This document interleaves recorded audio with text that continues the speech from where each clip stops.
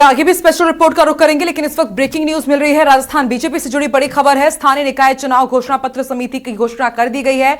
निकाय चुनाव में स्थानीय स्तर पर ही मैनिफेस्टो जारी होगा। जयपुर के लिए समिति में 3 बड़े नाम शामिल है। Rajya Sabha MP Ghanshyam Tiwari, ex MLA Mohanlal Gupta इसमें शामिल किए गए। तो देखिए, पंचायत निकाय चुनाव का भी ऐलान नहीं हुआ है, लेकिन उससे पहले ही तमाम सियासी दल अपनी पूरी रणनीतियों पर, अपने पूरे भी रोड मैप पर अब जुट चुके हैं। और देखिए, अब ये ऐलान किया गया है कि स्थानीय स्तर पर, यानी कि जो लोकल मुद्दे होंगे उसी के हिसाब से बीजेपी अपना मैनिफेस्टो जारी करेगी।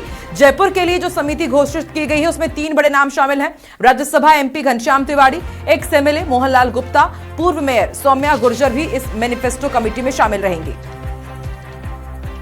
और देखिए, बाकायदा ये लिस्ट सामने आ चुकी है। स्थानीय निकाय चुनाव घोषणा पत्र समिति 2026।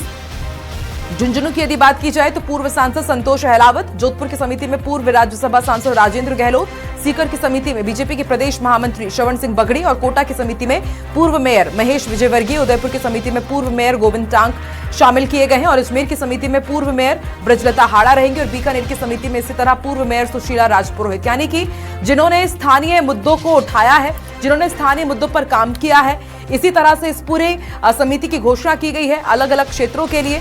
और बाकायदा अब यही जो समिति है तय करेगी कि स्थानीय मुद्दे क्या रहेंगे, क्या दावे करने हैं, क्या वादे करने हैं, जनता के सामने मैनिफेस्टो में क्या कुछ रखा जाएगा, किन बिंदुओं को शामिल किया जाएगा।